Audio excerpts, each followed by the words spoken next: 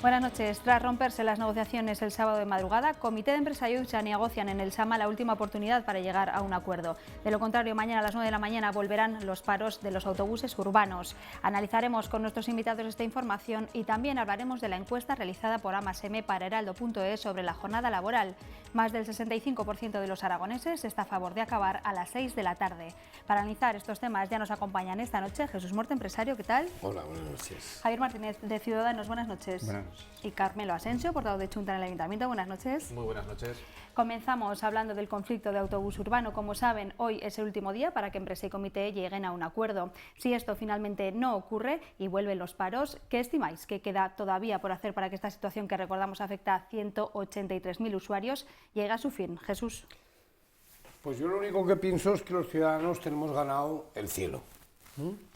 Y hemos dotado a nuestras personas de una paciencia más allá de lo que la responsabilidad ciudadana puede tener. Y que nuestras protestas han sido aisladas, han sido puntuales, con algún chofer, y yo no sé si esta situación se puede mantener así durante mucho tiempo, ¿no? Yo he llegado a la conclusión de que la culpa es tripartita, ahora que está muy de moda los bipartidos tal, y ese tripartito está compuesto por el ayuntamiento, la empresa y los trabajadores.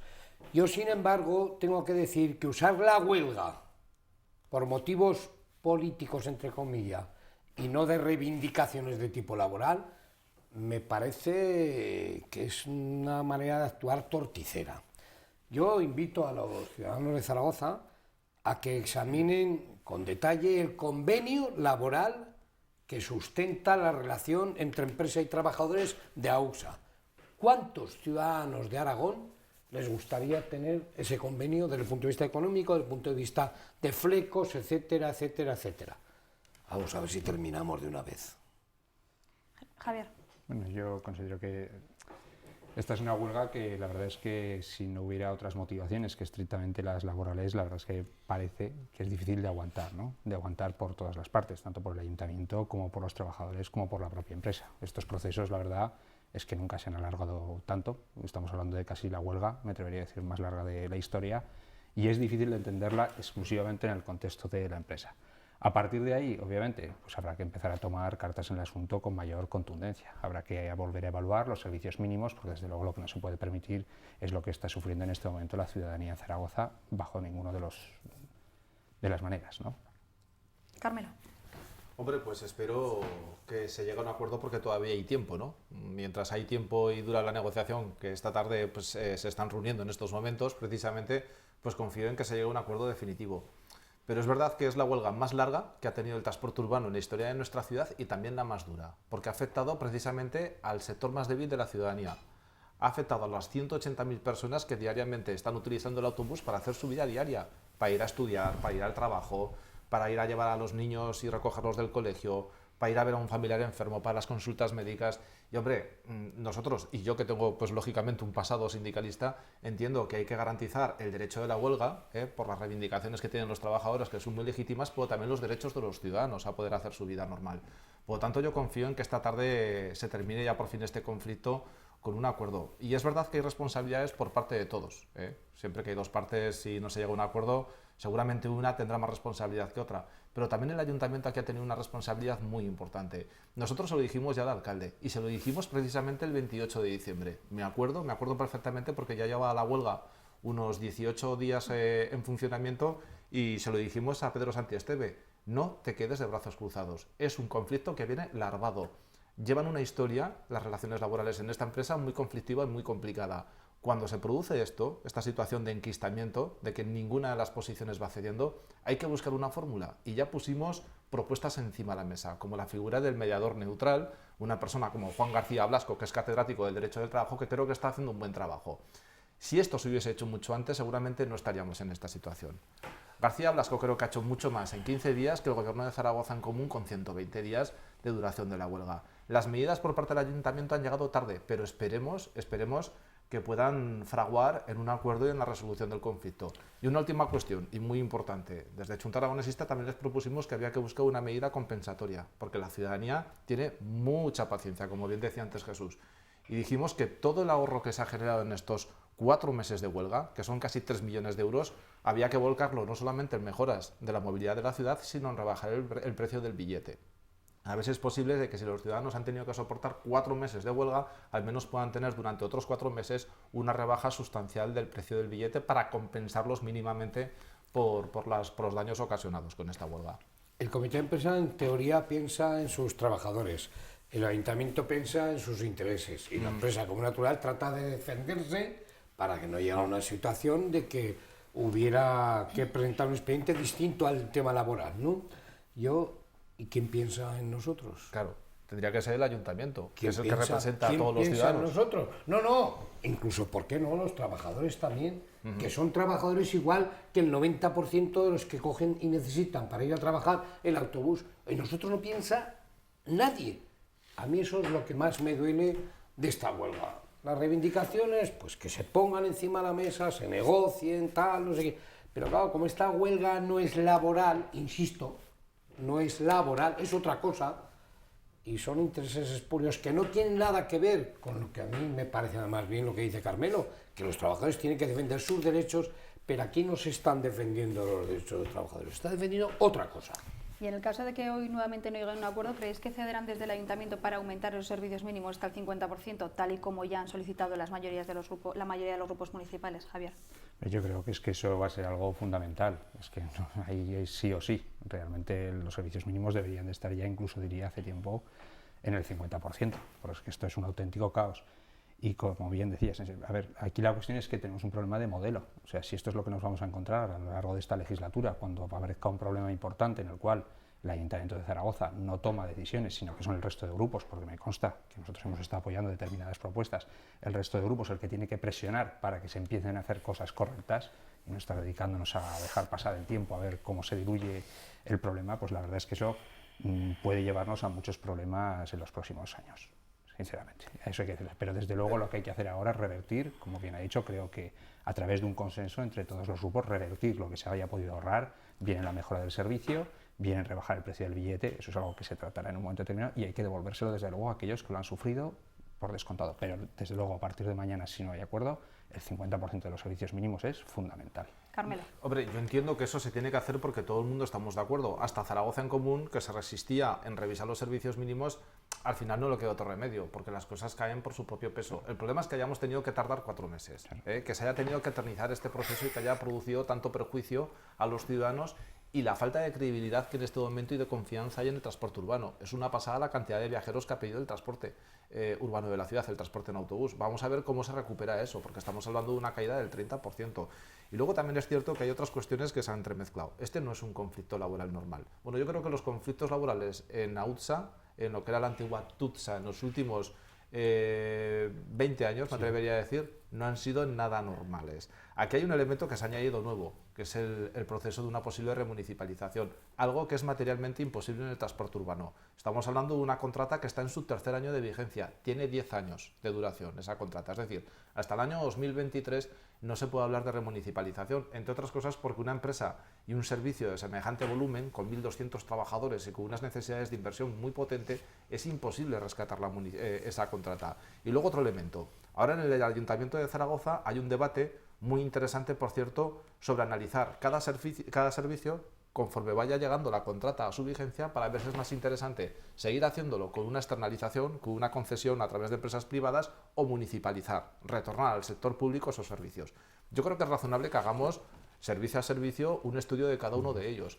Pero claro, no es lo mismo hablar del 010, por ejemplo, que es la atención telefónica con 12 o 13 trabajadoras, la limpieza por ejemplo, de los puntos limpios de la ciudad, o el tema de las depuradoras de la Almozara y de Casablanca, que son 2 contratas que también han llegado a su final y que se están analizando las ventajas y los inconvenientes de su posible municipalización que del transporte urbano. Desgraciadamente este conflicto y la interferencia intencionada que ha habido del debate de la municipalización en el conflicto del bus puede distorsionar e influir en otros procesos de posible municipalización de servicios que yo creo que son viables prestarlos de forma directa desde el Ayuntamiento de Zaragoza y que puede significar incluso un ahorro económico. Porque esto lo están haciendo técnicos municipales y ya tenemos informes, por ejemplo, en el 010, en las plantas potabilizadoras de agua, o por ejemplo, en los puntos limpios, donde se habla de que es posible prestarlo de forma directa desde el Ayuntamiento de Zaragoza y encima ahorrar prestándolo de forma directa. Con lo cual, flaco favor estamos haciendo un debate que yo creo que hay que tenerlo, pero con serenidad y caso a caso. Jesús. Yo no sé, es que este tema, a mí me da la impresión, en general, que los ciudadanos no nos vamos a conformar con unos servicios mínimos del 50%. Porque llevamos ya sufriendo, y digo sufriendo porque yo también cojo el autobús, llevamos ya sufriendo demasiados días de un transporte público ineficiente. La segunda cosa que quería decir es que normalmente las decisiones desde las administraciones públicas se basan mucho en las reivindicaciones en el sentido común de los ciudadanos que piden cosas. Yo no he oído a ningún ciudadano de Zaragoza que tenga la necesidad de municipalizar el transporte público. A ninguno. O sea, he oído a los políticos, pero los ciudadanos de Zaragoza, ¿usted quiere? ¿Qué estás diciendo? ¿A qué fin? ¿A qué fin? Perdón, esa tontada. Porque no tiene ningún sentido, porque nadie lo pide. Y eso que la mayoría que lo puedan pensar, están pensando, igual se convierte a partir de la municipalización en un servicio deficiente, desde el punto de vista económico y desde el punto de vista de darlo. Bueno, ahí queda eso. Bueno, vamos a cambiar de tema. Hablamos ahora de la jornada laboral. La propuesta que lanzó el Gobierno en funciones el pasado 2 de abril sobre la posibilidad de acabar a las 6 de la tarde es bien recibida por los trabajadores aragoneses, según el resultado de una encuesta que publica hoy Heraldo de Aragón. Pero lo que está claro es que para que la medida llegue en un futuro es necesario un gran pacto global entre grupos políticos, agentes económicos y sociales. ¿Lo veis posible en un futuro cercano, Javier? Yo creo que más que ¿no? posible es uno de los retos que tendríamos ya que empezar a plantearnos todos nosotros en programas y que lleváramos un pacto nacional por la racionalización de horarios y la conciliación laboral. Eso obviamente lo defenderemos aquí y ahora, a partir de aquí y ahora, ¿no? Incluso en las Cortes de Aragón ha habido una proposición no de ley que salió por unanimidad de todos los grupos en el cual ya se empezaba o se determinaba que se tenía que empezar a abordar este tema. Pero claro, al fin y al cabo, independientemente de que sea un pacto o dentro de que se pueda conseguir un pacto, es una cuestión que afecta absolutamente a toda la estructura y a toda la forma de convivir, ¿no?, en la sociedad que tenemos en este momento. ¿Cuál es la cuestión realmente? Que es que se están produciendo cambios, se empiezan a producir muchísimos cambios, algunos que vienen detrás y algunos que nos encontramos más adelante, y que si no empezamos a adaptarnos, pues la verdad es que nos encontraremos con que los problemas que ya existen actualmente se van a acentuar, quiero decir. Ahora mismo son dos los que trabajan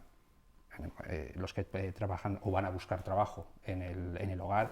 Ahora mismo nos estamos encontrando con que las distancias al trabajo están aumentando de una forma considerable y desde luego que la tipología de trabajo que tenemos en este momento, la tipología que tenemos en un futuro en el modelo productivo no va a implicar tanto ese presencialismo, vamos a decirlo así, o que el horario tenga que tener la amplitud que tiene. Si ante ese escenario no empezamos a mover ficha, pues la verdad es que perderemos ciertamente una oportunidad y nos encontraremos con problemas adicionales. Carmelo. Pues no solamente es posible, sino que es muy necesario. Yo creo que tenemos que empezar a racionalizar esos horarios, esas interminables jornadas laborales que tenemos en nuestro país, para poder hacer algo tan importante como es conciliar la vida laboral con la vida familiar, con la vida personal. Eso es clave. Además, Jesús podrá hablar también desde la parte empresarial, porque todas las encuestas que hay de coyuntura laboral y demás son muy ilustrativas, porque reflejan que España es el Estado miembro de la Unión Europea donde la jornada laboral es más extensa, es donde más horas se trabaja, que muchas veces tenemos el mito de que es Centro Europa, que nos supera en cuanto a capacidad y horario de trabajo. No, ni mucho menos. Al revés. En España es donde más horas se dedican al trabajo, pero paradójicamente es donde menos productividad existe. O sea, lo cual es un elemento estructural grave además a tener en cuenta. Por lo tanto, no es cuestión de trabajar más, es cuestión de trabajar en jornadas que nos permitan conciliar vida laboral y vida familiar y trabajar mejor, que es distinto. Y ahí abriríamos un debate muy interesante, porque los problemas reales de nuestro mercado de trabajo y en general de la economía española es su falta de productividad comparada con otras economías similares a las nuestras, con un mismo nivel de industrialización, ¿no? Pero llama poderosamente la atención esas estadísticas y seguro que Jesús nos puede aportar algo desde su visión de empresario. Pero yo creo que es necesario el revisar esas interminables jornadas laborales y hacerlas, desde luego, más humanas y más eficientes. Jesús. Después del discurso de Carmelo yo no me atrevo a decir casi absolutamente nada. Pero ha dicho una cosa que sí que es muy importante. Y lo que ha dicho es hay que trabajar mejor para trabajar menos. Lo que no sé es cómo se hace eso. Es decir, ¿cómo lo de trabajar mejor? ¿Quiere decir que individualmente los trabajadores no trabajan a tope su jornada laboral? No creo que tú estés pensando en eso. No lo creo. No estoy pensando en eso. Luego todo depende. Vamos a ver, en un país como España, de servicios, como es natural, con la aportación al PIB que tiene el tema de la actividad de los servicios, acabar a las 6 de la tarde, ¿el qué? Acabar a las 6 de la tarde, ¿el qué? General Motors, que acabe a las 6 de la tarde. Caladero, que acabe. Saica, que acabe a las 6 de la tarde. Y el turismo, y los hoteles, y la noche. Todo eso tiene una capacidad de generar riqueza que si acabamos todos a las 6 de la tarde y nos vamos a casa, yo me acuerdo, y perdonadme que os lo cuente, hay en una ciudad de Estados Unidos que se llama Detroit, yo estuve con ocasión de un tema de parques y tal, no sé qué, y a las 6 de la tarde aquello no es que fuera una ciudad, era un cementerio. Bueno, que está bien, pues a las 6 de la tarde nos convertimos en un cementerio y no pasa absolutamente nada. Pero como toda Europa, Sí, pero... Porque no, esos horarios se llevan yo he ido a prácticamente en toda París, Europa. Yo he ido a París, perdóname, y a Berlín, y a las 6 de la tarde hay movimiento. Pero vamos, es igual. Lo importante es lo que tú acabas de decir. Es decir, sí menos horas, pero sí más calidad en el trabajo. ¿Quién va a influir a cada uno de los individuos que trabajen para que a partir de ahora ya trabajen mejor que han trabajado hasta ahora? ¿Cómo se hace esa pedagogía? Hombre, Sin necesidad pues de mira, que pasen 4 generaciones, claro. desde luego, con reformas laborales como la que se aprobó hace 3 años, desde luego ese no es el camino, porque significa trabajar más, dejar sin vigencia los convenios colectivos y encima trabajar más por menos salario. Eso sí que es una cosa que tenemos que empezar a cambiar. No somos capaces de montar unas grandes industrias, no hay turismo, Sí. no hay nada, y que la aportación al PIB sea al 100% de ese tipo de industria pesada, Claro. de tal. Eso Bueno, es lo que tenemos que hacer. es que hay que ir a la Pero, claro, economía resulta realmente que España, productiva. Claro. El promedio de la climatología es el que es, las playas ahí están, nos hemos gastado un montón de miles de millones en hoteles, la gente, bueno, el año pasado creo que 60 millones, ¿no? 60 millones de turistas nos visitaron. Te podemos decir, oye, a las 6 de la tarde, a la mitad Jesús, que no solamente del sol se vive, ¿no? Que no solamente del sol se vive y del turismo. Realmente Mucho, ninguno va a prescindir del turismo que tanto aporta, además, porque Claro. sobre todo porque no nos lo podríamos permitir, pero a lo mejor aquí... No, es que a mí me afecta, Claro. entonces por eso estoy Por eso defendiéndolo. ya te veo. Pero aquí la cuestión es que a lo mejor la pregunta, lo que dices, si se debería de acabar a las 6 de la tarde. A lo mejor el planteamiento debería de ser otro, y es que nos fuéramos hacia jornadas, o un planteamiento de jornadas más compactas y con una mayor flexibilidad. Yo creo que eso debería de ser la línea, porque en esos segmentos obviamente tiene que trabajarse, no es una persona la que cubre absolutamente toda la jornada, y se podrían hacer cambios.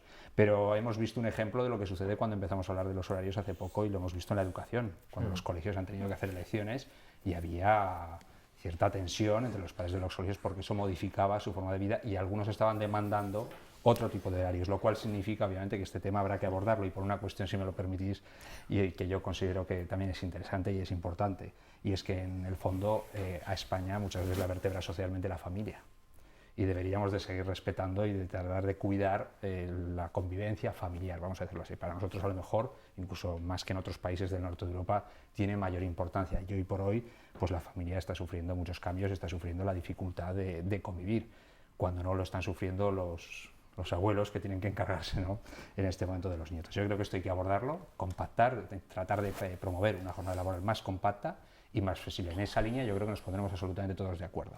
Y yo añadiría otra cosa más. Es verdad que tenemos que introducir criterios de flexibilidad, que no significa rebaja de condiciones laborales. Ojo, que no se confunda, que generalmente siempre se ha confundido eso con rebajar las condiciones salariales y tener horarios a la carta a uso y disfrute del empresario más que de los trabajadores.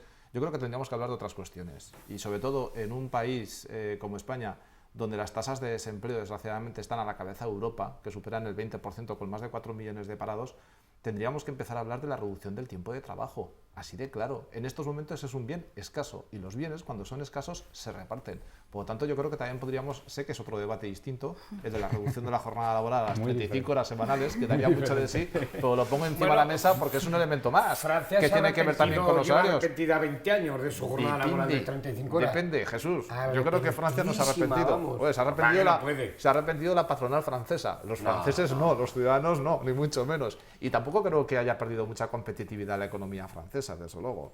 Aquí tenemos la comparación, que es el caso completamente opuesto, ¿no? de España, que desgraciadamente, y por mucho que se han ido rebajando las condiciones laborales, incrementando las jornadas de trabajo, no ha ganado en competitividad. Yo creo que también hay que desmontar determinados mitos, ¿no?, sobre las rigideces de nuestro mercado laboral. Yo creo que es un debate muy interesante, pero este debate tendríamos que introducirlo porque se puede hacer. Además de otros criterios de flexibilización del trabajo, ¿no?, o la figura del teletrabajo para según qué servicios y ámbitos laborales, ¿no? Jesús. Yo estoy encantado de que haya debate, porque mientras hay debate no se hacen demasiadas tonterías y no se manda al boletín oficial del Estado por decreto ley, todo el mundo se tarda a casa, porque ese día se acabará. Que nadie está diciendo eso, Jesús. Pesimista, Jesús. Bueno, vamos a continuar el programa hablando de la tercera ronda de consultas con los líderes parlamentarios que ha iniciado hoy el Rey y que será más breve que la anterior, tan solo durará 2 días. ¿Esperáis alguna sorpresa de última hora o el siguiente paso será la disolución de las Cortes y la convocatoria de nuevas elecciones, Carmelo? Hombre, pues yo espero alguna sorpresa. Esto es como lo del transporte urbano, nunca se pierde la esperanza. Además son procesos que han ido casi de la mano. Yo espero que no se trate de un doble fracaso y esta semana tengamos la resolución 4 meses justos. Ojalá tengamos la solución a la huelga del autobús y ojalá llegue el final de esta semana con un posible gobierno, y eso sí, un gobierno de izquierdas, por favor, porque yo creo que lo que la gente decidió el pasado 20 de diciembre es que quería un cambio, y quería un cambio por la izquierda, quería cambiar las viejas formas de hacer política. Entonces esperamos que no se repitan las elecciones, porque pasaremos de la ilusión por el cambio que hubo el pasado 20 de diciembre, seguramente pues a una situación de hastío y de cansancio, y de ver de que las viejas fórmulas parece que no están superadas. Yo lo dije en su momento, estaría muy bien que el Parlamento español se aragonesizara un poco. Y no solamente porque hubiese representantes de Chunta aragonesista, que me gustaría y me encantaría, porque sería la mejor forma de saber que los intereses de Aragón están realmente bien defendidos, sino por la cultura del pacto. Aquí llevamos décadas, llevamos toda nuestra historia democrática pactando y negociando, por la izquierda, por la derecha, por el centro, por arriba, por abajo. Y yo creo que eso es fundamental en política. Y desgraciadamente los máximos representantes de las principales fuerzas políticas en Madrid no han sabido hacerlo. Jesús y Javier, 1 minuto cada uno. Sí, no, a mí me da la impresión de que cuando fuimos a votar la vez anterior no fuimos con la idea de cambiar lo que había, fuimos con la idea de votar, porque nos hemos quedado a 9 diputados que el centro derecha formase gobierno. 9, hombre, que son muchos, pero tal. Luego la gente esa idea, no, lo que quiere es cambiar. Yo no lo sé, va a haber elecciones, no va a haber acuerdo y el día 26 nos veremos las caras con la urna. A ver si hay sorpresa de última hora. Yo sinceramente también tengo la esperanza, no debemos esperar en ningún momento, en que esto se pueda resolver mucho antes de llegar a una situación en la que se tengan que repetir unas elecciones que la verdad, sinceramente, por lo que estamos viendo, van a tener más bien poco sentido. Yo sí que difiero con Carmelo en una cosa, la gente no votó que hubiera un cambio y un cambio hacia la izquierda, sino que lo que la gente votó realmente es que se estableciese una nueva forma de hacer política en la que se intentasen alcanzar consensos. La izquierda forma parte de aquellos, parte de la izquierda forma parte de aquellos que no han querido alcanzar esos consensos y parte, vamos a decirlo así, de la derecha. La verdad es que sería perder una oportunidad que no se va a dar muchísimas veces para volver otra vez al punto de partida. Nosotros hemos hecho todo lo que ha sido posible, nos hemos planteado que ese era lo que nos estaban demandando los ciudadanos, pero veremos porque aquí juegan otro tipo de intereses. Muchas veces a los ciudadanos se les pierde de vista. Con una pequeña diferencia, que sería la segunda vez. Meditarlo. Sí. Pues con esto nos quedamos. Nos hemos quedado sin tiempo. Muchas gracias a los tres, como siempre, y a ustedes les vemos mañana. Adiós.